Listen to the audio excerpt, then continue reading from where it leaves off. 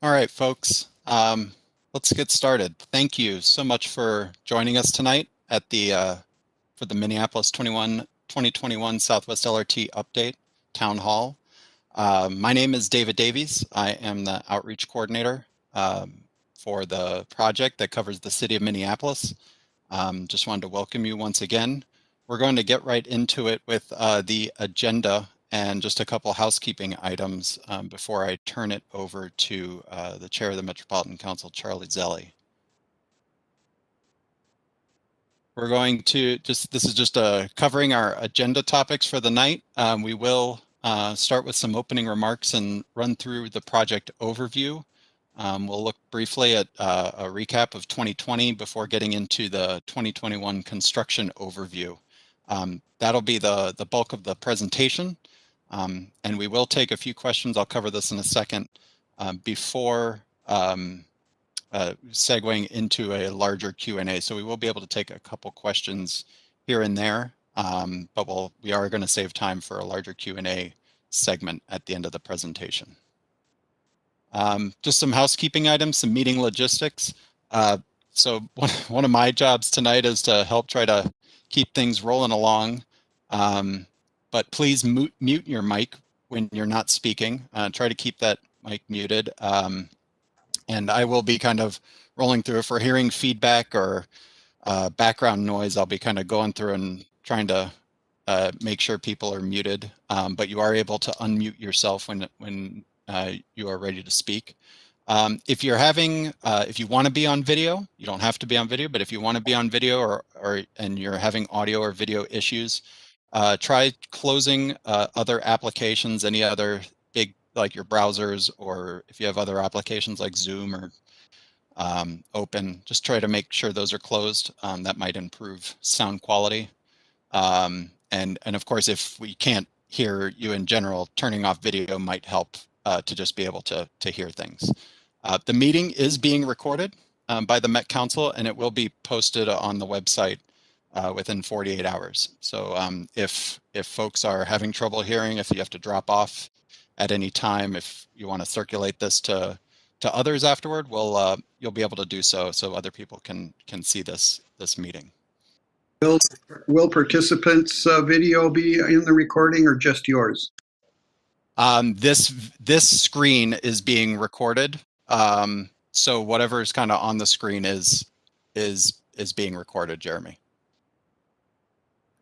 Yes, thank you, because I think some people are concerned about their privacy in terms of their. Absolutely. If you don't want your face to be on video, it's maybe a good chance. Just might want to turn the video off.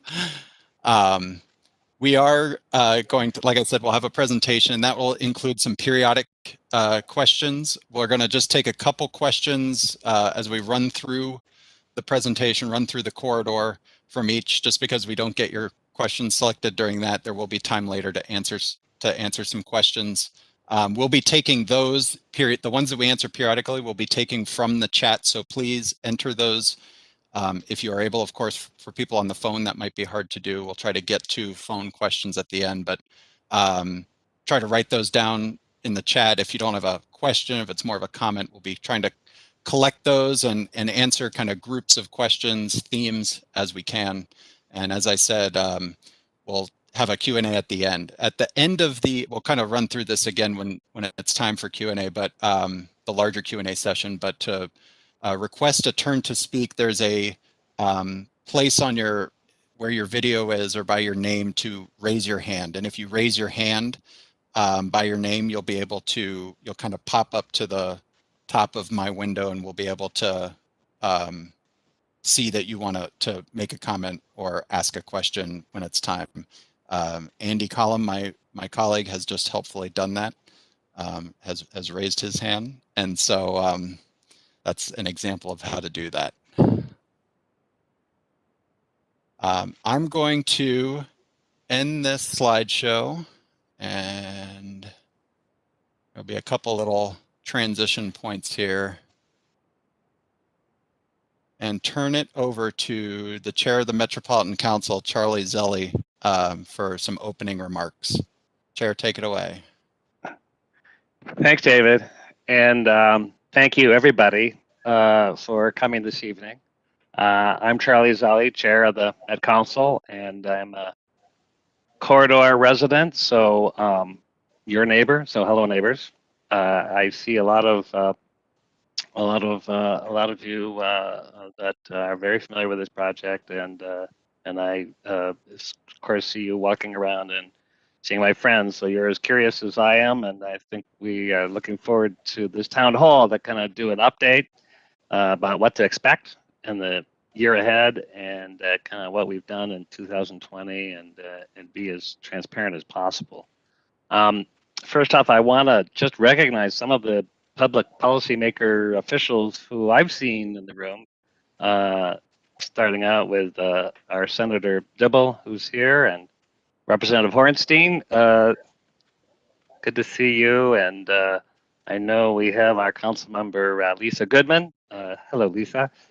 And we have a few Met Council, a lot of staff. I won't go into that, but we have a council member, Deb Barber, who's chair of our Transportation Committee, and it's great that you could be joining us tonight. And I'm probably missing, some official, but I just, unless you want to speak up now, I just want to recognize that this is such a high-profile project, and I really appreciate the conversations we've had with city council members, with Hennepin County commissioners. I would expect Commissioner Green, who's been very close to this project, might be coming in tonight.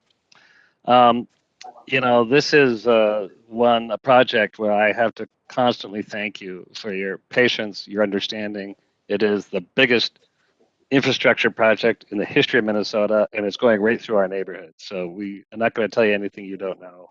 Obviously, we appreciate and understand its disruption, and I think part of what we want to dispel is any of the mysteries that we might be encountering toward the year ahead. And we've had certainly plenty of hiccups, and schedule is one of those, and we'll kind of get into that and kind of where we are.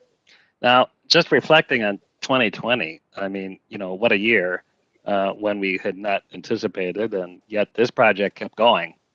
Probably the most significant thing was in September getting the full funding agreement from the federal government. The Federal Transit Administration has now guaranteed $928 million that will go toward the Southwest Light Rail project.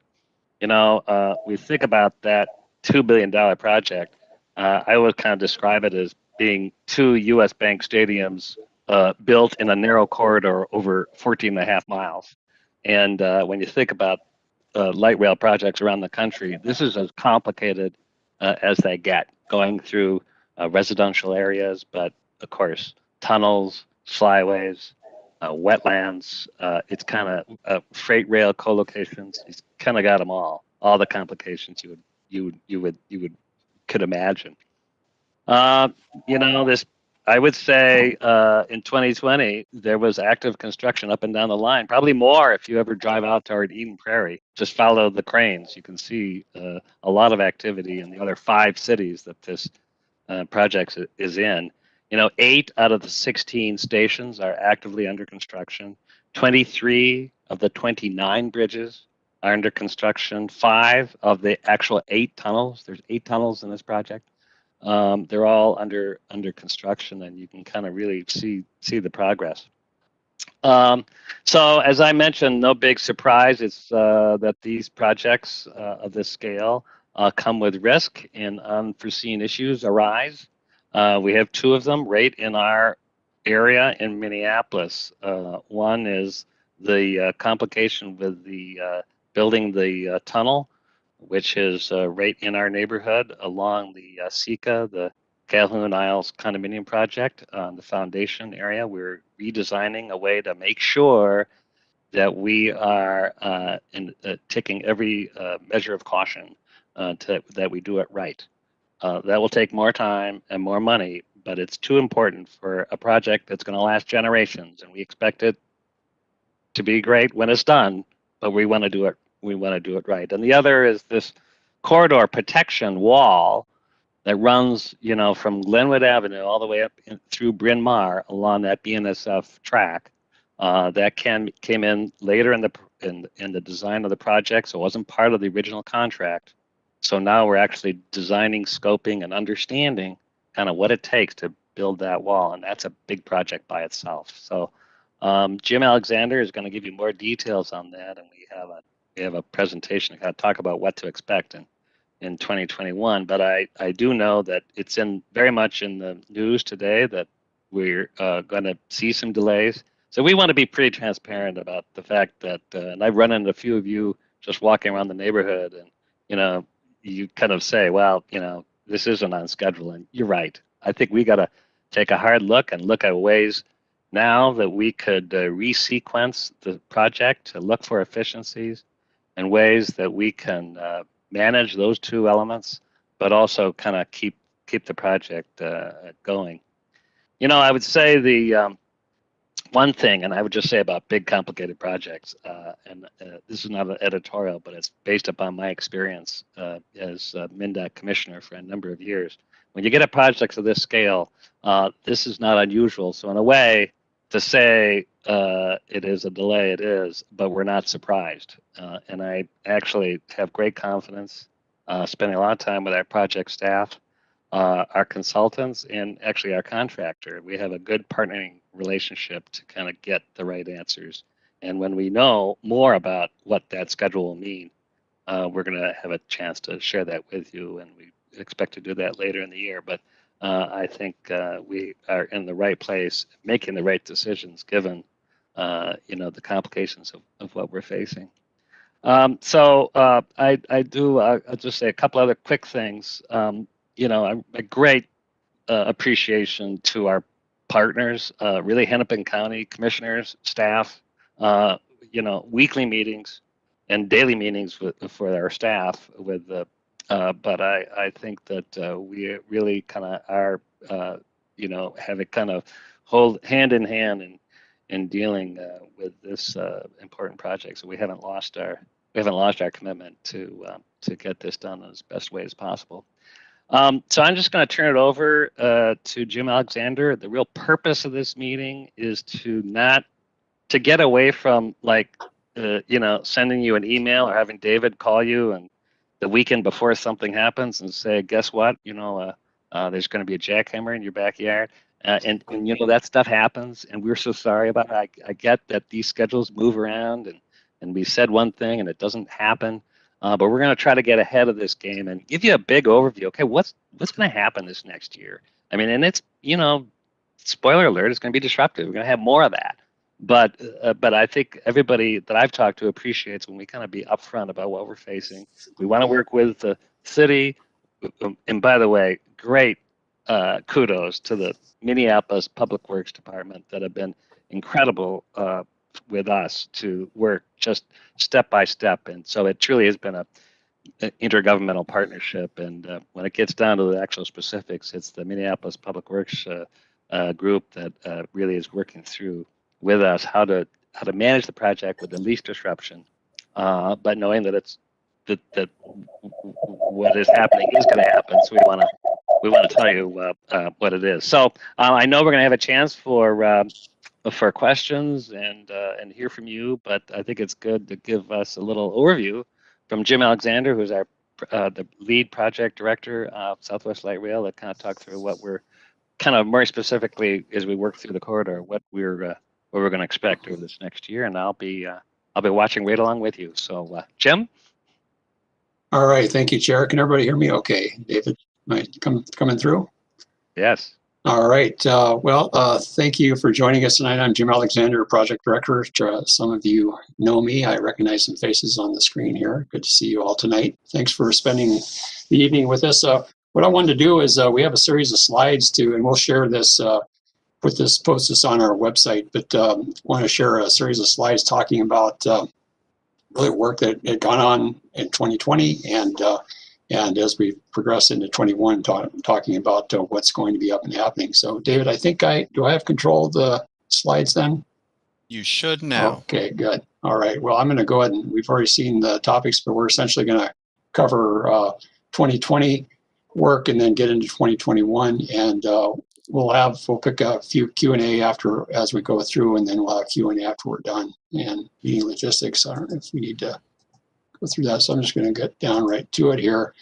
The familiar slide to a lot of you, I think, just 14.5 miles. The chair had mentioned 16 stations, and what we're building. We're really focusing tonight on the Minneapolis area. So we'll get into the kind of where we are right now. Is this you look at this LRT construction sequencing process? We really start in the underground, working on utilities, and ultimately leading up to testing. We're kind of in the middle of things right now with building structures and getting stations up, working on track. And that'll be kind of the theme as well for next year. And kind of go into highlights of 2020. Just as the chair mentioned, we did receive the full funding grant agreement, the FFGA, in September. And so that was a big milestone for us. Overall, the project, we're about 35% complete on construction. And as the chair mentioned, if you have a chance to go out and look at the western suburbs, you'll see a lot of bridges out as you maneuver out that way toward Eden Prairie. One big piece that we have accomplished is a private utility work. This is one kind of culprit, if you will, that really plagues projects like ours. And we're about, we're pretty close to 95% done with utility work. So that is a big milestone for us. And you see the other stats here, as the chair had mentioned. So we'll start from kind of west to east. This is familiar for some of you, excavation of the Kenilworth Tunnel. We're going to talk about this a little bit tonight in terms of where we are in heading in 2021. But this is essentially the first cell construction being constructed. You can see, I think I'll try to use my prompter here. You can see the whaler, the struts here, and we have the whalers on the side here. So what you kind of see is the sheet piles that have been driven in through here. We're pretty close to being done with all the sheet piles. Should finish that up in February. We do have a segment that's next to the Calumet Isles Tower and the garage that we're going to talk about. But the Seacamp wall you've been hearing about, some of you have been hearing about. But that's the work on that tunnel thus far. On the next slide. So freight rail work, quite a bit of work has been done thus far. We shared a slide similar to this and when we did the freight rail safety review back in September of 20. And areas in green are the freight pieces that have been completed thus far. In yellow are still to be done. And we, of course, have the area where the tunnel is going to be going, where we shifted the track to the east a bit. We'll be shifting that back once the tunnel is all constructed. And here's kind of an image of what that looks like in terms of, you can see the old track here and the new track improvements here with the new rail and the ties and the ballast there. So we really believe that we're doing we're really improving the freight rail infrastructure as we're building the SWLRT as well. This is a new freight bridge that goes over Cedar Lake Channel. That was focused a lot of activity. I know a lot of disruptive with the pile driving on that. Where this inspector is standing, we're working on a bridge about this location for the LRT bridge that's kind of going underway, and I'll talk about that as we get into 2021 slides. We're over near Glenwood. I wanted to spend a little time on this image here and kind of focus on these areas here. I'll kind of move this guy around. This is where the Glenwood Bridge was formerly located. It used to go across right through here. So we got to take that out to build what we're working on here. So we have retaining walls that would have been under construction on the north side, and we are currently building the bridge piers for the LRT bridge. So at the end of the day, once this is all completed, there will be two bridges here. There's a roadway bridge on the east side of Glenwood, the LRT bridge that will come through it, It'll be the same roadway grade as the roadway bridges, and then there's the west component of the Glenwood Bridge that ultimately will be built. Here's an image just north of the future Royalston Farmers Market station near downtown. We have a lot of retaining walls through this area. And you look off in the distance, we start a bridge structure that goes over 5th. And this is another image looking at, you can see Target Field in the background there. This bridge structure will end up carrying LRT around Mary's Place and all the way over to Target Field Station to link up to our existing system. So in terms of construction communications, see the stats here. We've got over nearly 17,000 subscribers, 46% open rate. It's a pretty good percentage, I'm told, by our outreach and communications staff. And number of hotline calls, 140 from Minneapolis in 2020. And David Davies can attest, he's fielded many more calls than that, non-hotline calls and emails that we continue to receive and respond to. So we'll get into the 2021 construction activities. We currently see this work laying out here. So we're going to work from the east to the west, starting out at the Royalston area. And I'll start with, let me see my slide here. So we're gonna talk about some of these maps here. Where I'll show we got a few of these, and I'll get you oriented of what all the symbols mean. The intent here is to show areas of where there's going to be kind of more impactful activity, if you will. We're really looking to have activity along the whole corridor through Minneapolis as well as the other cities, but these are intended to show in blue where pile driving will be occurring, and in this violet, this is where laydown and staging areas are continuing to be. We also have a symbol in pink. This is essentially a haul route. Essentially, you can see it's going along the whole corridor here. And probably should have backed up the green line, and the yellow circles denote the line for Southwest LRT and the stations. So in our Royalston area, we'll have for that bridge that I talked about that goes over 7th here and makes its way into Target Field Station. We'll have some pile driving happening in the spring and the summer to finish out that the piers on that bridge. As we progress towards Royalston, we have some laydown area up in this location, and we'll also be doing some work on the station itself, as well as retaining walls through this area. So there will be some pile driving activity up in that reach.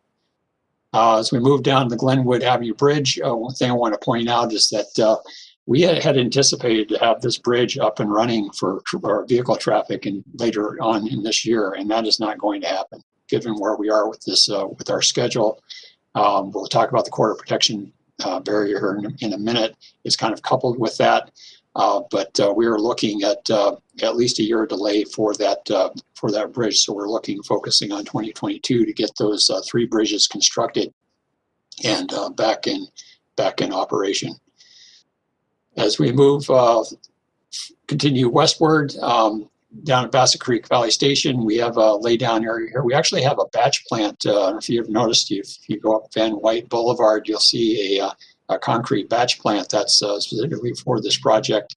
That's where the project will be getting a lot of the concrete for the tunnel construction, and it's used for other elements we're building in this reach. We're also showing some pile driving potentially at this location is for an elevator kit. We'll ultimately have a bridge going over to Bryn Mawr Meadows. At this juncture, probably likely it may not happen in 21, but wanted to put that on there just because we might be able to get that toward the end of the year here. We'll have to see how things progress. As we move along down to Bryn Mawr Station, we have another elevator stair pit, and I'll show you the image of what that's going to look like. And we have some retaining walls up on the bluff that need to be worked on. So all those are going to be pile supported. And then we have another laydown area south of Bryn Mawr there.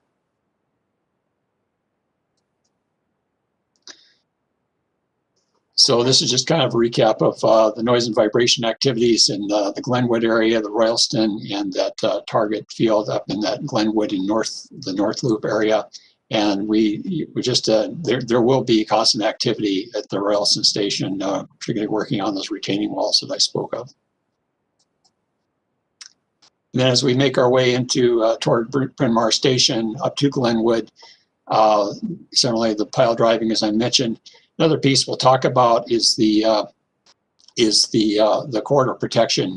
We anticipate working weekends on that reach, essentially from Bryn Mawr Meadows, the Bryn Mawr Station over to about that Glenwood area to work on the corridor protection. And I've got some images to talk about that here in a bit here in our PowerPoint slide.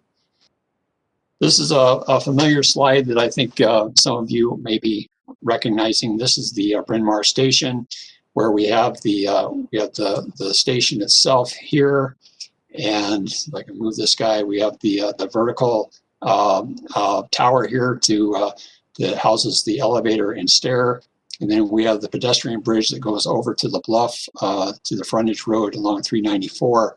So you can't really tell so much in this, but back in the background there are some retaining walls here, so we'll have piles to be driven for those walls and piles to be driven for this guy here. And there's also up here that you can see behind, you can't see behind the station.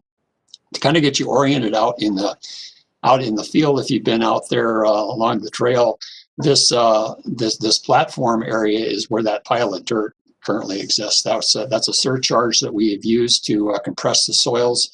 That helps us consolidate the materials to below where the foundation is going to go, so we don't have to do a deep foundation. So we won't be doing pile driving for the station itself. We're essentially took care of that with the surcharge.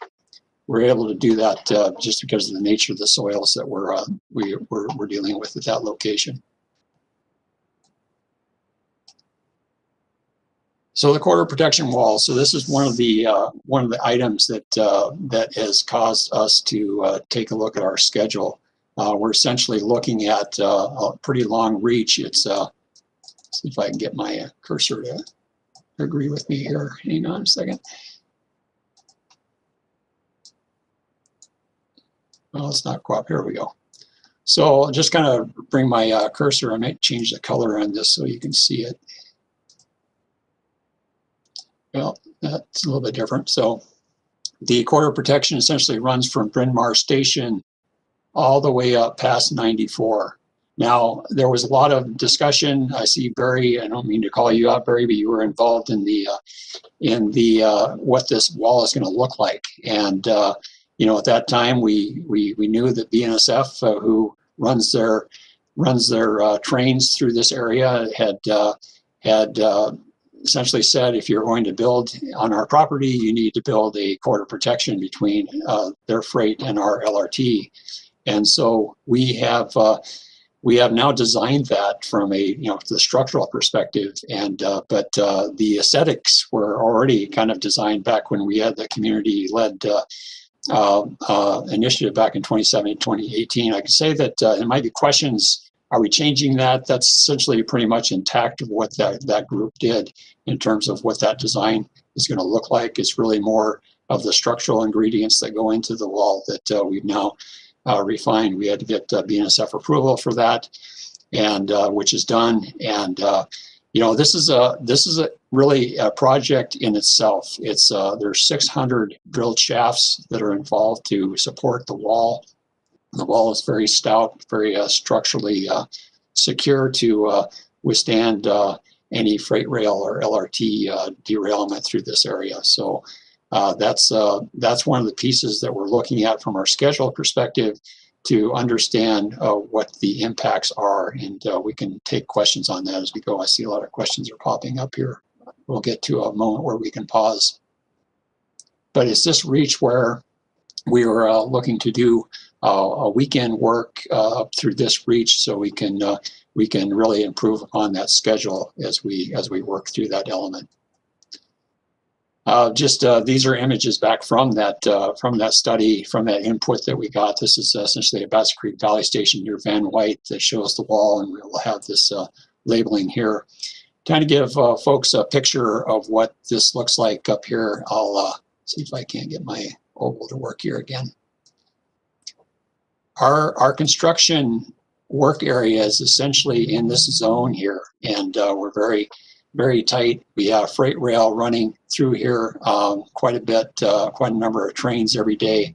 Of course, here's the wall itself here, LRT, and next to it, and we have to deal with drainage as well, as not a lot of room. And that's one of the challenges of building this corridor protection in this area. As we've been working with our contractor, we understand, we knew that freight rail was going to be a challenge to work against with all the work we have to do, but really seeing it firsthand as we've been experiencing the BNSF activity and the TC&W train activity, we have a better understanding about what those impacts mean to the construction. And so we're using that data to help us navigate with the construction that we'll have for this corridor protection.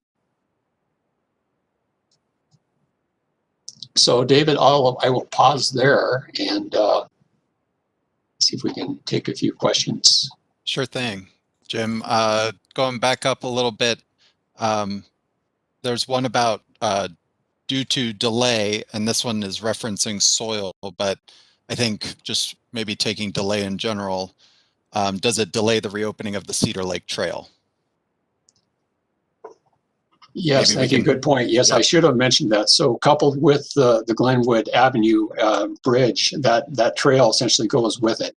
And so as long as we're building that bridge, or those three bridges, it's not really safe to have the trail come through here. I think that's what we were asking, the question was asking about here. So we have implemented an alternative detour that we believe is a bit more efficient for folks to get in and out of downtown. It still cuts off just short of Van White here, but goes along Dunwoody and up Hennepin and into downtown. And so if you all don't know about that, David can direct you, but we should have that. That would be on our website. But David, you can maybe help direct folks to that. Sounds good. And this is kind of getting down into things, but just in terms of extending the corridor protection wall, Jim, I think you were talking about how it's from Bryn Mawr, east to Royalston. Does that corridor protection extend down into the Kenilworth corridor? Well, I can't expand this guy. I was going to try to show the reach. Well, essentially, yes, it runs from just east of Bryn Mawr Station all the way up into the Glenwood area. And we according to our design criteria, we had to follow certain criteria as we built this project or designed this project. And we do have corridor protection at both ends of the tunnel because we're within 25 feet of the freight tracks. And up in this case, it's really a different situation. We're further away from the freight track, but BNSF has requested, and we have done that to add the corridor protection through this reach Bryn Mawr up to the Glenwood area. All right, and the last one I'll take for now was kind of more of maybe a policy question from Councilmember Goodman about the Met Council asking the governor to renegotiate the wall, given the price was high. Maybe, Chair, you could chime in on that. A shorter or less opaque but still crash-resistant wall would save time and money. I think that's a great idea, but unfortunately, having been negotiating with BNSF myself, but first as Commissioner of Transportation and also certainly familiar with it now, this has been a long and protracted and then a follow-up environmental review. These standards that is the BNSF, and I should say, because I think there's a question about the Kenilworth corridor itself. The main line, the Wayzata sub line of BNSF, is their main traffic. Lots of trains go through that area. So as you all know, BNSF was reluctant, but with this crash wall, that they really insisted on, and then it was just part of the project. And that was agreed to, a number of years ago. but the actual kind of design and understanding of what it is what's kind of more come to light. If there was a less of an option and more efficient, God love it, we would be all over it. But we're really into obligated to have this robust crash wall as it is. I think we've engaged with community on its design. Hopefully, it's not, once it's done, to be an eyesore. But I think that for this mainline BNSF track, it's required. The TCW, the track that runs along Kenilworth, that is maybe it's a much lower volume, very low speeds. It's a different and we are rebuilding and upgrading the track. So we do not, all our engineers and the railroad aren't requiring a crash wall because we just don't have the speeds, the traffic volume. So that kind of is and Jim, you can correct me, but I think that's my understanding. That is correct, Chair. We'll there are definitely a few more to take, maybe in the larger Q&A, but this is just a quick distance question, Jim. What is the approximate distance from east of Bryn Mawr to Glenwood? So I guess we're kind of saying what's the approximate length of the corridor protection? Sure, that length is about a little under 1.5 miles. Okay. And maybe a couple of logistics things. I'm kind of using terms that folks may not quite understand. The laydown area or staging areas are really areas where the contractor will lay materials. They might, for a temporary portion of time, they may be doing something with equipment in these locations. They'll have trailers at some of these locations. So it's really kind of a space where the contractor is allowed to put their tools and the components they're going to use to build the project. And I think I just got another quick question. I think in terms of working on the weekends, we would be looking at these are all drilled shafts through this reach for the corridor protection, which is really lower noise than the pile driving. We wouldn't propose to do any pile driving or any other really noisy work for this weekend activity here. And the weekend activity you're referring to now, Jim, is along this Bryn Mawr section. It's not the that is correct. Kenilworth corridor, just to clarify. Yeah, east of Bryn Mawr. All right, so should we move on to? Yeah, there are some questions filtering in about kind of a little lower in Kenilworth, and we'll get to those as we move on. All right, so we've progressed down to the Kenilworth area, where we have 21st Street Station, and of course we have some laydown areas. We know this has been a challenge, very disruptive for folks. A lot of it had to do with the sheet piles. Luckily, we are pretty close to being done with all the sheet piles, so that clanging around, but the contractors still needs to continue to use these areas because there's really limited space to store equipment and get their setup going. So as we progress further down onto the across the channel here, we still have pile driving to do. We've essentially finished the south abutment, and we still have the north abutment to do. Contractor has put on pause because of the winter conditions. They're going to resume activities back in this area in the springtime. We expect 2 to 4 weeks to finish up the piles on there, and then they'll be done. But there is another bridge. We have a pedestrian bridge. This is for the LRT bridge. There's a pedestrian bridge that would be built, likely not 21, but in 22 or thereabouts. We'll still have to figure out that schedule yet, but that'll have pile driving as well on both sides of the channel. Another area of interest is the Cedar Lake Parkway. We currently anticipate that having a closure. We had a total of about 6 months to be able to close this off as we work that out with the park board and the city. We're about 5.5 months left. We had about 18 days of closure earlier, and so the contractor has about 5.5 months. Right now, contractors looking at late summer fall of 21. And I just, you know, I know there's probably a lot of frustration, and I share some of that in terms of, you know, when is this going to happen? Why is it getting delayed? A lot of this has to do with this guy right here, the secant wall. We've had to kind of reevaluate how we're handling the supportive excavation. That's essentially how we support the soils so we can build the tunnel inside the tunnel construction. You saw that first image when I was looking at the 2020 construction. And because of the secant wall issue, we've had to kind of reconfigure, and we're still working with the contractor to reconfigure the schedule and the sequencing of how this whole tunnel gets built. And what's impacted by that is this when this closure can occur. And so right now, based on what we currently understand with the secant and how that's going to get introduced into the project, that the Cedar Lake Parkway would happen later this year in terms of that closure. And I do have some images to talk about the secant wall as we get into that in a subsequent slide, so I can kind of show you what that looks like and get a better feel.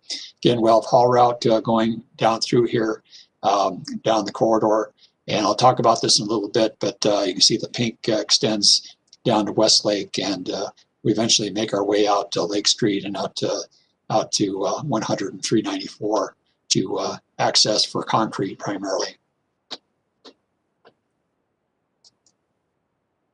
So here's just essentially in words here the work that transpires. Now I want to talk about this extended hours a little bit as we get into the concrete work that we're going to be talking about in a subsequent slide here. But maybe before we go there, this is the 21st Street station. At this location, there was formerly a surcharge, another pile of dirt, if you will. Now you'll see there's a bunch of conduit sticking out of the ground. Contractor anticipates doing foundation wall work and some of the vertical structure work as they get into this year, and this is really going to be picking up in the spring, summertime. And we talked about this in terms of the pile driving for that north abutment. So I want to talk about the tunnel construction a little bit. Essentially, this is going to be built, and we'd always planned this, to build it in a series of cells. There are 31 cells along the approximately half-mile length for the tunnel. And what needs to happen in each of those cells first is we need to excavate and then fill the bottom up with what's called a concrete seal. And what that does is seals off the groundwater from outside of those sheet piles you see out on the alignment. And essentially provides a dry area for the contractor to build the tunnel itself. And as I mentioned, there's about 31 of these. Now we need to do these seals in one pour, and they take quite a bit of time. It's about 1,300 cubic yards, so that means there's about 130 trucks that are coming through to pour the concrete at those locations at each of those cells. And we anticipate that there would be one concrete seal pour about every 3 to 6 weeks. We'll know more as we get into this first one in February to know how long this is really going to take in terms of how many hours it's going to take. We've essentially directed the contractor to double up on the pumping activity. So essentially we have, I think I've got an image here talking about, well, maybe I can, why don't I go to that real quick, and I can, we work with the contractor. This is just kind of a snapshot of the alignment with Calhoun Isles located here at West Lake Street. This is a depiction of the first concrete seal pour. So you see in red here, that's where the first cell is, where you saw that photo that I first started out with. These yellow circles are where the pump trucks will be located, and we'll essentially be using concrete trucks. They'll be backing up into the pump trucks, and we'll be distributing the concrete into the cell. Now, as we work along this stretch, this red space is going to move as we do more subsequent cells. So the contractor is going to be moving towards this direction to get that work done. And at the same time, they'll be working on that secant pile down the location just south of this area. And so we've been really trying to zero in on how long this is going to take. We do anticipate there's going to be some after-hour activity, but we think that we can contain most, if not all, the concrete placement within the normal work hours, which run from 7 to 6. So it's very possible that we'll have to run a little late to do cleanup before the contractor can wrap things up. And that, as I said, the first pour is going to be happening in February. And after we get that first pour done, we'll know more about the how long this will actually take. Each cell might have its own characteristics depending on the location of it and the access we have to it. It's one of our challenges, is, of course, is just there's very, very limited access along this whole corridor here. So I'll just back up to where I was before. So we talked about the construction traffic and the Sea Lake Parkway closure as well. So these are images that we have shared in the past in terms of showing what this construction is going to look like. And we essentially have the sheets in place, except for around the Calhoun Isles building, and there's a little bit left down at the north end near the channel. But essentially you'll see some bracing. You saw some bracing in that photo. That's the strut that I mentioned. As the contractor excavates, they'll eventually get down below the water table, and then they'll do what we call a tremie pour, essentially sticking a tube down at the bottom of the excavation and filling it with concrete, and the water gets displaced. We worked out an arrangement with our sister partner at the council, the Met Council Environmental Services. Well, we're going to be discharging the water from these cells into the sanitary sewer. I think maybe some of you had heard, and back in the past, we had thought that we were going to maybe perhaps discharge this into the channel or into the lagoon area just east of the channel. That's we've worked out that we can get this into the sanitary sewer, so we will not be discharging into the channel, into the water body. So get into the next sequence here as the construction continues. Now the water is out of the cell. We do anticipate that as far as that pumping, that we would do that during normal work hours, again from 7 to 6. We know that pumping noise out there can be disruptive. We have done a lot of work, and we'll continue to focus on this in terms of trying to minimize the impact from noise from those pumps. But generally, we'll be looking during the daytime, the normal work hours, to pump that water out. So once the water is gone, we have the bracing in place, but then the next step is to start building the tunnel itself. And we progress to next slide here, where the tunnel gets built out, and ultimately we get the backfill here and the trails back in place. The freight tracks at this location in particular will be shifted back to its original location. So I want to talk about secant wall a little bit. This is an image just picked up on the web to show what a secant wall looks like. You can see these are essentially cylinder columns that are essentially drilled into the ground, and each of them are drilled into each other, so they're kind of interlocked together, if you will.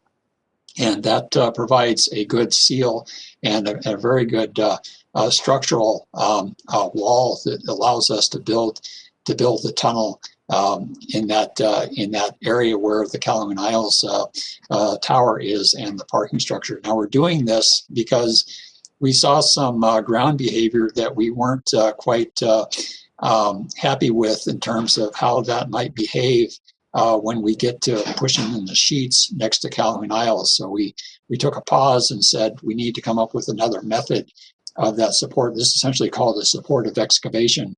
And so we're pursuing a secant wall, which is a much more stout structural wall that can be used for these purposes. Our excavation won't look exactly like this, but we have struts. You can see these pieces off in the distance, that the white numbers Those are called struts, like you saw in the photo, and the whaler that it's connected to that runs along the wall itself. And so we're in the process of working out the details with the contractor on this, and we hope to get this finalized very soon so we can get it implemented out in the field.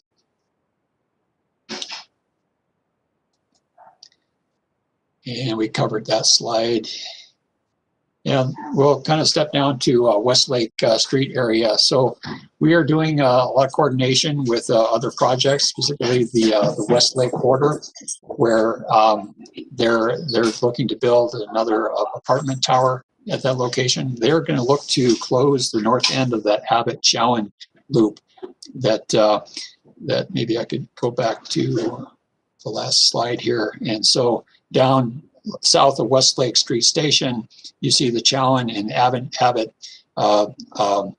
roadways here. This is what it's going to finally look like, but until then, we'll be closing off. So Abbott and Chowan kind of link up to this location up here, and we'll be closing that off. Actually, that other project will be closing it off, but we will benefit from it. And the intent is that they need to do some utility work in that area, so thus it's going to be closed for throughout 21 once that begins in the spring.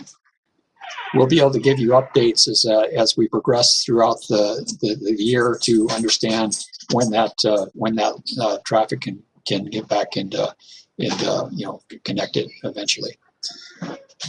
So we're also coordinating other construction activities in the area as they come online. Continue to meet with the county and city staff to understand what everybody's doing out here. I know there was concern back when we originally had the Cedar Lake Parkway closure, and we're really trying to stay on top of that to make sure that we're all on the same page. Other areas, the staging and laydown area that I mentioned, will have similar situation down at that area of the Chowan and Abbott near Westlake Station. So here's an image showing Westlake Street Station. Here we have two vertical towers that are around the Westlake Bridge there. One here and then one next to here, and then of course the station running along here. This station and the elevators and stairs, this will be supported by a drilled foundation system. We were able to do that here as opposed to the channel because it's we can actually do a drilled system. The channel we're really kind of limited to doing a pile driving setup. So there will be work here in 21, similar to what we're looking at 21st and Bryn Mawr, where there'll be foundation work and start to work on some of the vertical members of the station itself. So I wanted to touch on freight rail improvements, as I showed that image in the past in terms of the work that's been done in 2020. We have still these areas in yellow that still need to be completed, and we see that we need to do this over weekend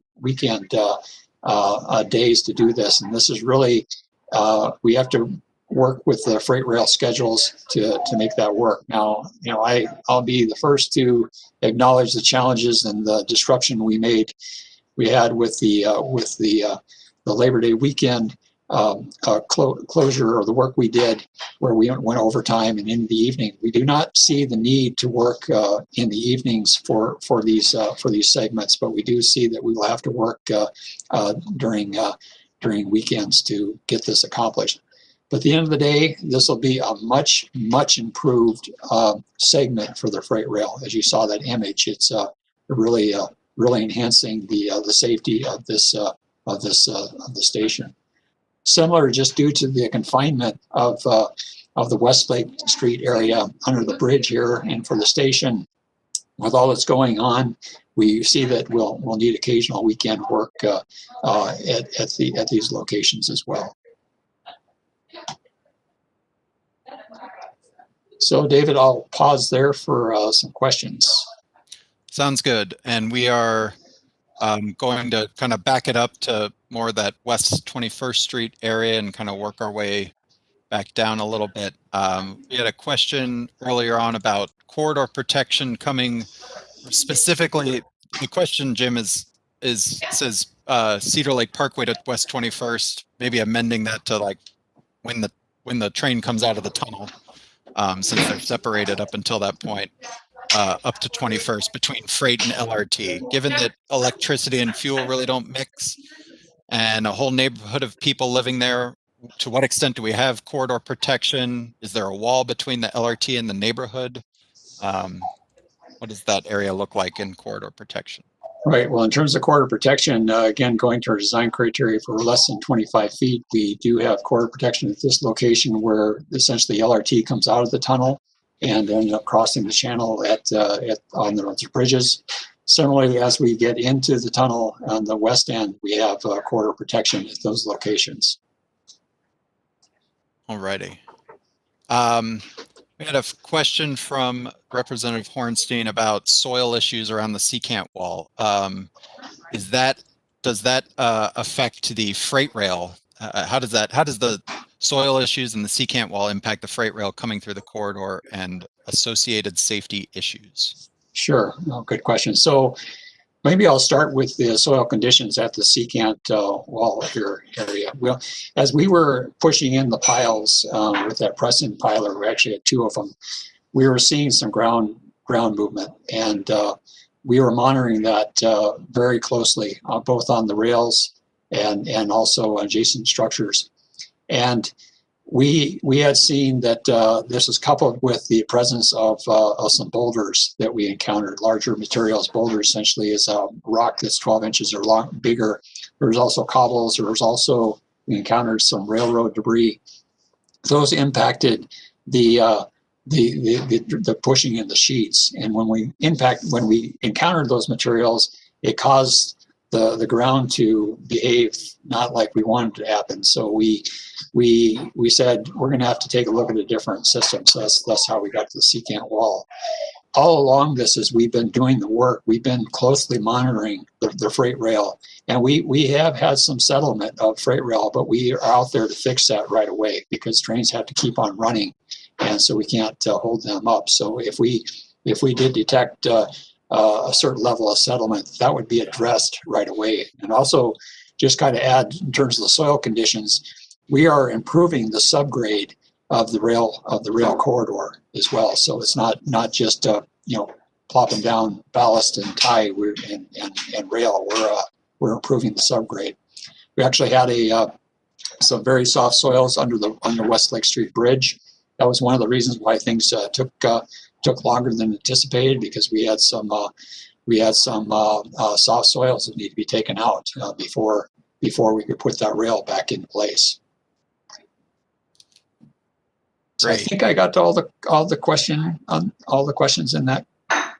I think so, and I mean, Representative Hornstein, you can chime in certainly if there's any clarification there. Maybe if I could add to that, we had press-in piling along this whole reach. That was our original program, and because of the presence of the boulders, that caused us to take much longer than we anticipated. It really impacted the time in terms of how long we thought it would take to get the piles in. The press-in piler, it has normally these sheet piles are put in with vibratory means or pounding, and of course we didn't want to do that because of the potential impacts from those activities. And so when we're using the press-in piler, it's not as robust to be able to push something into the ground or get something in the ground that a vibratory hammer would do. And so that's where it just ended up taking longer than we had anticipated. And I think that also got to Senator Dibble's question, which asked for a little bit more information about soil conditions in that area as well. But there's also kind of a segment of questions, Jim, just clarifying the pouring of concrete for the Tremy seal. Some folks sound like they're expressing concerns about the number of trucks, so verifying 130 trucks a day. What is that? Verifying that pour day schedule, how many days a week are we pouring? and kind of people are doing the math and saying that pour day, like if there's one every, few weeks, that could take a while. Yeah. Oh, yeah. Good. Yeah, we need to clarify that. This is not straight every day. This is going to be happening once every 3 to 6 weeks, and we will be over a time span of well into 22 as we're doing this. So it's going to be one day's event where we have to do that pour, and then we're done with that Trummy seal. But I would add that there's still concrete to be done, because you can imagine if we go back up to the tunnel structure, we have concrete to place for all of these guys that are, all the walls and the roof and the base. So, but that doesn't anticipate that we'd have that multitude of trucks at any one time. For this concrete seal, it just happens to be it's 100 foot in length. Generally, not all cells are 100 foot in length, but most of the cells are, and that's where we have the great quantity. And so this will be done. This will be poured once every 3 to 6 weeks, so it's not like a daily activity. Okay, we'll take a couple more from the chat on this segment, and then we'll kind of segue into Q&A for the overall corridor here.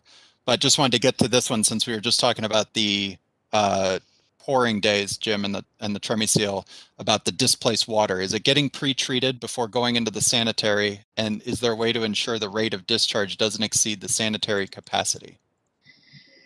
Yes, I might need a little help from Andy Collum, our resident engineer, but maybe I'll try to answer part of that. I know we have been working very closely with Met Council Environmental Services on both the quantity and the quality of the water in terms of what goes in. Andy, maybe you could speak to what we're doing in terms of turbidity and. Sure. Yeah, I can jump in here, Jim. Generally, the pre-treatment will be for things like turbidity, like Jim said, prior to going to MCES. It won't be treated for other chemical or other types of, particulate, or I shouldn't say particulates, but other types of compounds in the water. That's why it's going to the sanitary sewer. That's why it's going to MCES, so that they can take care of that. It's actually a better solution for us. So MCES will have the bulk of that. Yeah, maybe I could add to that this isn't a contaminated area, so we don't have contaminated materials, but there could be a high phosphorus content. That was one of the concerns about if we were to discharge into the lagoon or the channel, that we might promote algal bloom, which I know is a big concern. It's our concern as well, and so that's one of the reasons why we're looking to go to the sanitary sewer. Yeah, I'll just add, Jim, because the second half of that question revolves around capacity. We've been working hand in hand with the folks at MCES to determine, what our discharge rate is and how much flow or capacity they can handle. And between us and them, it's been evaluated, and MCES has offered to us that they do definitely have enough capacity to handle our discharge. Great. Thank you. Let's see, kind of going off of that displaced water question too.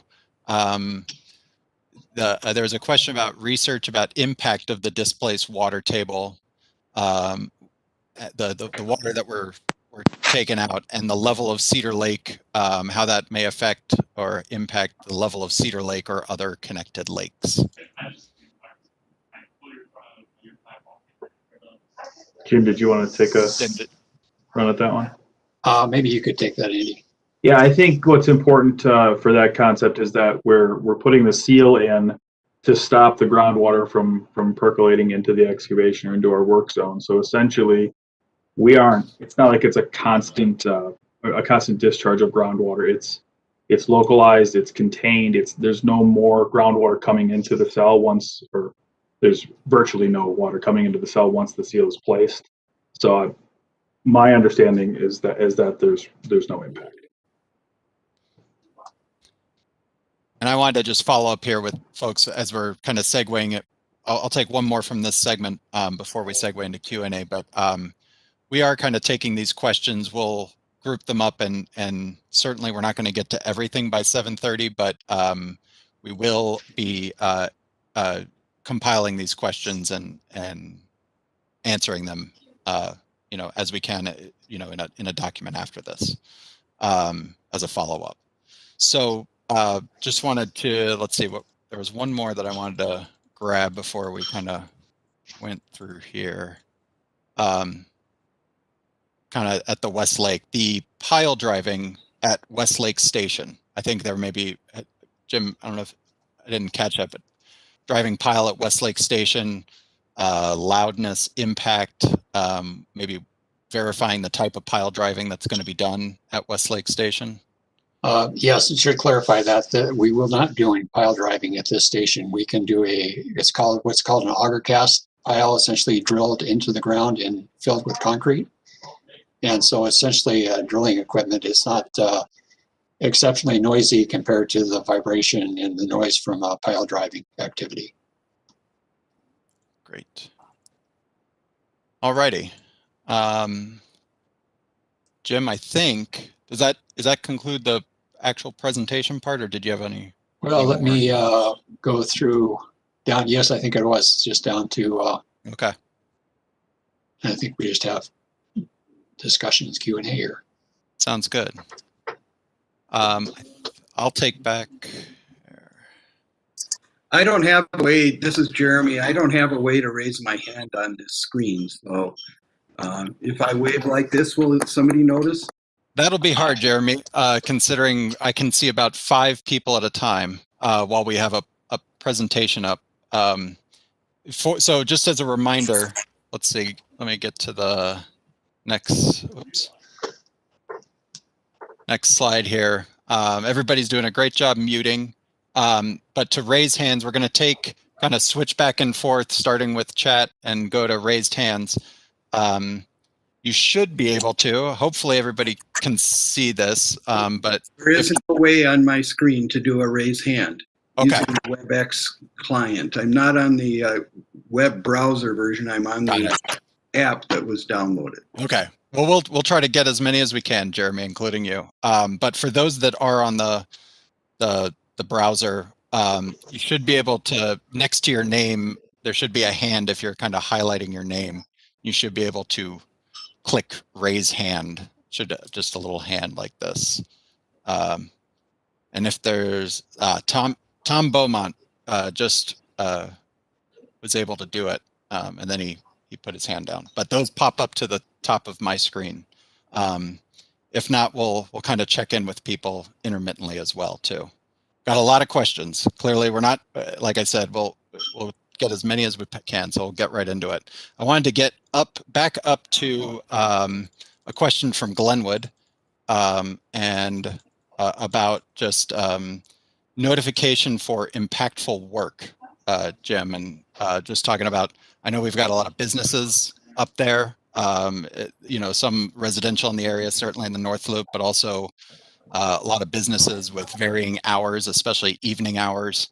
How are, getting advance notification before some of this impactful work goes on? Yes, and David, we'll continue to do that. You're really our primary person out in the arena that continues to work with the Andy's group and the contractor to relay information as we get it from the contractor, particularly if it's more impactful activities. Yeah, certainly. We want to we try to get that information out as quickly as possible, as soon as it is reliable for folks. I know that it sometimes comes pretty quick, but especially for businesses who are trying to rely on us, rely on some sort of schedule or routine, we hope to provide as much advance notice as possible. Let's see. Going back down, I think we had a question kind of coming my way back down through the corridor and talking about noise testing. I know that's been an issue or a question that's come up a few times, Jim, around the 21st Street station. There are a few properties that are going to have some additional noise testing. Any timeline for that? Yeah, we're going to be taking a look at this year. We actually have some other properties along the alignment that we're outside of Minneapolis that we're looking at as well. So that'll be a focus that we need to get done. It hasn't gone off our radar. Got it. I'm trying to group a few questions. This is again from the chat, and then I'll take a couple hands. Hey, Jeremy, got your hand raised.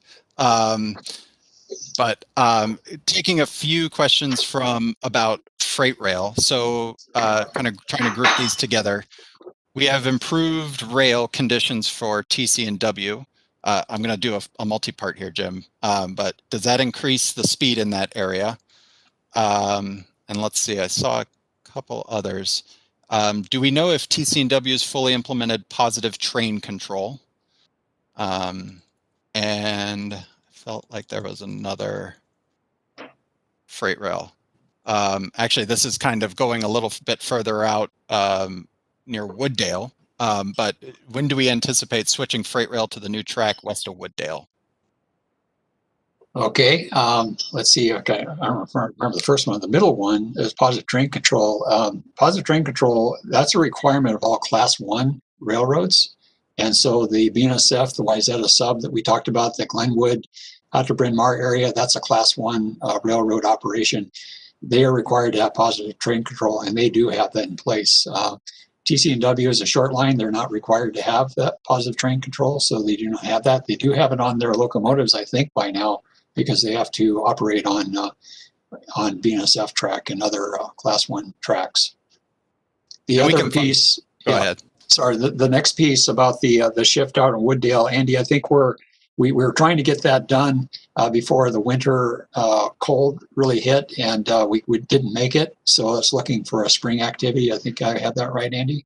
Yep, that's correct, Jim. And could you remind me of the first question? We have improved rail conditions for TC and W. Will they? Oh yes, speed. The wording is, will they be increasing their speed? Well, that's a question for Mark Wagner. The allowable speed through there is 25 miles an hour, and Mark has said to me, and I think he said out in the arena to you folks that have been on here, that as a good neighbor, he'll continue to run 10 miles an hour. But he could run 25. So that's where it was before, and that's where it would be after we're done. Yeah, that's what I was just going to say, Jim. Our project is upgrading the materials and the track structure that's there, but it's not changing the class of track. So it's still Class 2 track and operates at 25 miles an hour. A little too. I'm just going to add to this in terms of while we're under construction, we're actually keeping it. It really comes down to maintenance. How much maintenance do you do to make it? How fast you can go, and also the geometry plays a good part in that as well. And we are maintaining it to a very high grade. So we just want to make sure we're safe while we're under construction. But yeah, it will be status quo from everybody's perspective before and after, from a speed perspective. I wanted to give the opportunity for a couple folks who are raising their hands. Mary Paddock, you're first in line. If you don't mind unmuting and asking your question. Yeah, thank you. So these are substantial changes. What are the cost implications of them? And also, what are the schedule implications? And what are the cost implications of the schedule changes? Sure, there's going to be costs to this. I can tell you that. We don't have the costs identified yet. We're working on that piece. So essentially, the secant wall is going to be more expensive than the sheet pile. It also affects our sequencing of the tunnel construction, so we need to look at the cost of that. The corridor protection, adding that to the project is going to be more cost as well. And we also have to look at the sequencing of how that works. And you're right, Mary, in terms of the time, there's a time cost to these pieces as well that we need to understand. So those are things we're currently working on with our consultants and the contractor to get sorted out. But at this juncture, I don't have numbers to provide.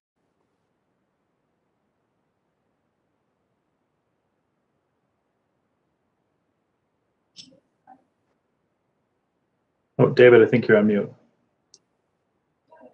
Thank you. Always happens. Jeremy, if you don't mind, you're next in line. If you don't mind unmuting and asking your question.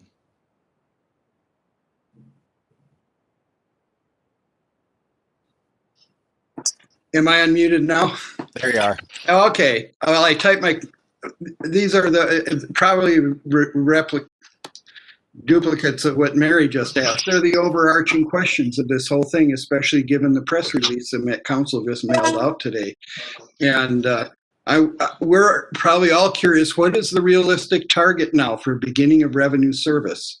It was going to, it's already been delayed once, and now this sounds like it's going to involve a delay into the following year, maybe. And what is the cost overrun associated with the secant wall and delays? And it sounds like the crash wall, which I was unaware was any different now than it was when the project was first bid, but apparently it is. Who is absorbing these costs? Is it the contractor? Is it the Met Council? Is it him? Who's absorbing the costs? And finally, will there be corner cutting, like planting fewer trees in our park when you're done, or other kinds of corner cutting, or project scope changes to reduce costs? Sure. Well, a lot of questions there, Jeremy. I'll see if I can't field those. Maybe I'll start where you left off with the vegetation plan that we have in the Kenilworth corridor specifically. That is part of our agreement with Minneapolis. That's not going away. It's still in place, and we still intend to have that part of the project. In terms of who absorbs the cost, that's something we have to sort out how this is going to flesh out. We have contingency dollars that would be used for this. Do we have enough contingency dollars? That's something we need to assess once we understand the full cost. I don't have costs to give you tonight, and we are working on that.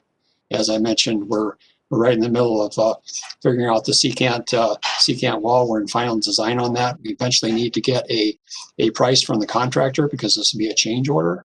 And similarly, for the corridor protection, just maybe to be clear, we knew the corridor protection was coming as we were going through the bidding process. What we didn't have is a fully completed, approved design by BNSF.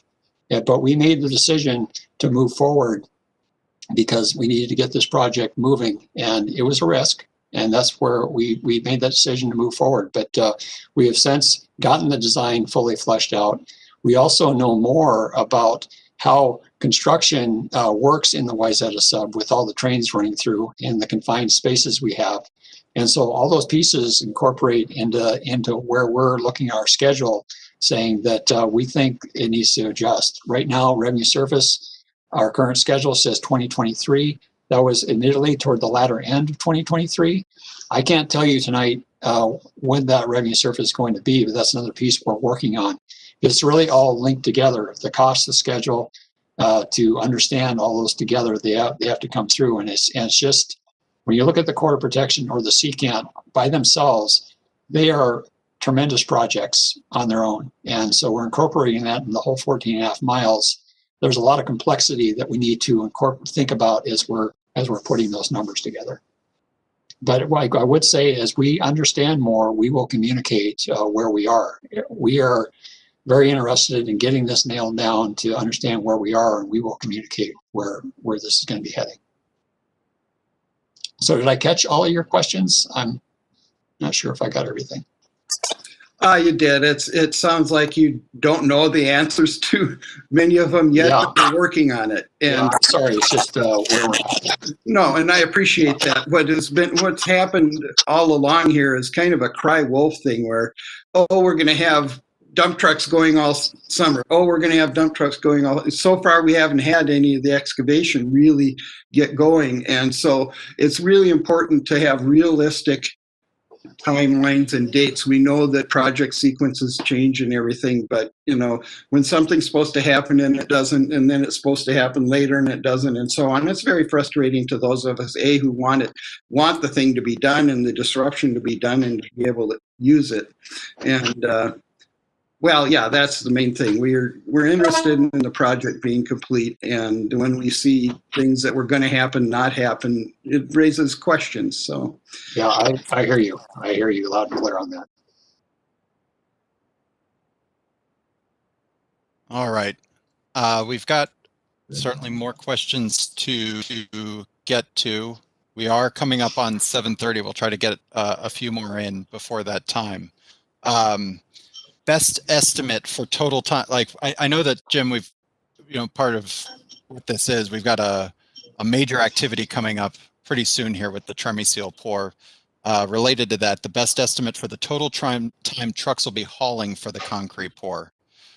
Just trying to get a little more clarity on like the for the duration of the day. What part of that day do you think is concrete trucks really going to and from? Right. Andy, you can maybe help me out in this, but the latest I understood is we are looking from essentially 7 to 6. But Right. Yep. With some cleanup and kind of tear down after that, but that would be the hours for the concrete trucks that we're looking at. Yep. Correct, Jim.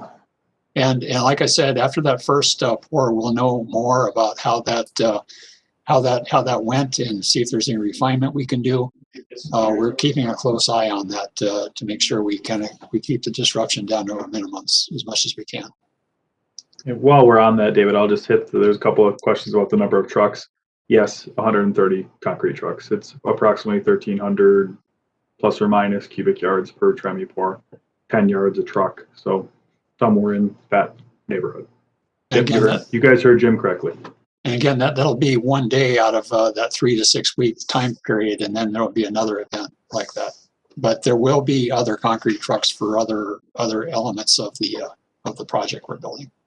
Right. Just wanted to reference. There's a question about pile driving impacts at the channel, that they're disruptive, and are there other methods of using different pile driving technologies that would be quieter or less disruptive for the channel work, is what I'm assuming here. Sure, right. Yeah, it's unfortunately when we're working in the water like that, it's a challenge to do like a cast in place like we're doing down at the Westlake station. Because of the water body, you really have to do a pile driving. It's the soils are soft up there. We need to get that foundation down deep so it can support the bridges. And we realize it's very disruptive. We are going to be wrapping that LRT bridge up here shortly as we get into spring. And then there will be a respite. We'll have to eventually take out those sheet piles that are in there. But those will come out with less impact than the pile driving, but nonetheless, there will still be some disruption with that. Got another one about, let's actually, you know what, I'm going to take a raised hand here. Marion Collins is next in line. Marion, go ahead. Yes, hello there. I actually saw that some other people had related questions, so maybe I'll try to just combine them all together. There's a lot of talk about disruptive work, and they might try to tell us when it is. But most of us, of course, during these times are working from home, and we really need to know. We're teaching from home. We're making phone calls from home. We have kids who are in meetings for school at home. So there needs to be some consideration, and I'm wondering how that's all going to work. And then with talk about weekend work, this talk of, well, when are they going to start work on the weekends? I am tired of Saturday morning, 7 a.m. trucks rumbling through our neighborhood. I mean, the weekend, I wish they had a lot more consideration for the people living around these construction sites, especially on the weekends. So I really would like them to address that and see what they're going to do. They say that they're going to, try to minimize the disruption, but I have yet to see what is the plan for that, considering people are working from home and weekends are a time to not be woken up by trucks going by at 7 o'clock in the morning. Sure, I understand the concern there. For the freight rail work, we would anticipate that we're looking to work that out during the spring and fall time, where it'll be cooler weather and folks won't have to have their windows down normally. So that's one area that we're looking at. We're looking at possibly 6 to 8 weekends over the year of 21 to do this work, and we'll be announcing those activities well in advance of when those are going to occur. There is going to be some noise related to that in terms of installing the rail. but it's not like a pile driving, but there's still going to be disruption. And it's just something that we'd like to work out during the weekdays. It's just we're unable to. We need to work with around the freight rail's schedule. Yeah, just hoping for not 7 a.m. I mean, that gets really old really fast. Understood. We can look at that definitely and start later. Okay, thank you. CLR, is that Claire? I think that's next. You have your hand raised. Oh, you decoded me. Yeah, this is Claire Rubeck. So the math seems pretty easy, and I'm looking forward to your written responses. But if you've got anywhere from 2 to 6 weeks times 33 cells, let's be realistic about the timeline. My question, though, is really about the secant wall and this first cell that's going to be happening, I believe you said in February. Is this going to be an experiment, or are you confident of what's going to happen in that first cell pour? It seems that a lot of these things are being discovered in the field as you go, and that's not a good way to build this project or to invest care about the community that has to live here. Sure. Well, we've been reviewing and talking with the contractor about their plan, about how they're going to do this first cell. We've had a lot of meetings to make sure we have things covered. We're looking at the batch plan to make sure that the concrete is good quality when it's coming out, because we can't really afford to have a bad truck come out with bad concrete. We're looking at making sure that that all the equipment is in place in terms of the pumping and how that's going to get distributed into the cell. So we're looking at all those factors to make sure the contractor has a good solid plan before they get going on this.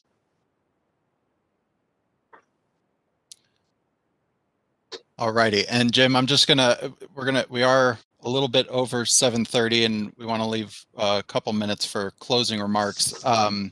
But I wanted to just get this last one. So when may may the community know more about further, or not further delay, but the length of the delay or any additional costs, if there are any, as we kind of as the project works through those?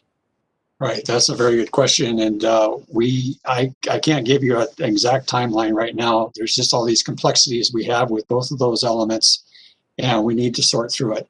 And as we get to know more, we will certainly communicate what we understand in terms of the schedule. Alrighty. With that, like I said, we're running over at 7:32. Want to be respectful of everybody's time. I'm going to stop. Actually, Chair, I don't think I am able to easily get rid of this screen, but I believe that you have a couple closing remarks. No, I'll just thank you, David. Yeah. And no, I just want to thank everybody for coming and listening. And I think we who are listening to you continue to learn about the concerns. Clearly, we share them, and I certainly have heard a lot about the perfect storm of this project. Obviously, during this pandemic, many people are at home with children, and we kind of hear that having disruption, not just even on the weekend, but early in the morning, is just helpful to at least have clarity about when is whatever is happening is happening. So we really heard that, and we need to kind of be communicating. I've also heard that we could have more of these meetings, and we certainly will look at ways to answer your questions more specifically. David, I think you've been doing a great job reaching out to the resident associations and people, so we want to keep that up. But please know that as frustrating as it is not having all the answers, we share the frustrations, but we want those answers to be right. And when you question the actual competence, that really means we need to double down and make sure whatever we're doing, we actually, that it's the right answer. So I think I've been impressed that rather than rushing to a solution with that secant wall, that we've been not only getting a design, but we've been questioning the design and kind of stress testing these so that isn't, as one person suggested, a maiden voyage without certainty. So thank you so much for everybody for giving us your time, for giving us your questions, your concerns, and mostly your patience and understanding. We will always be open and listening again.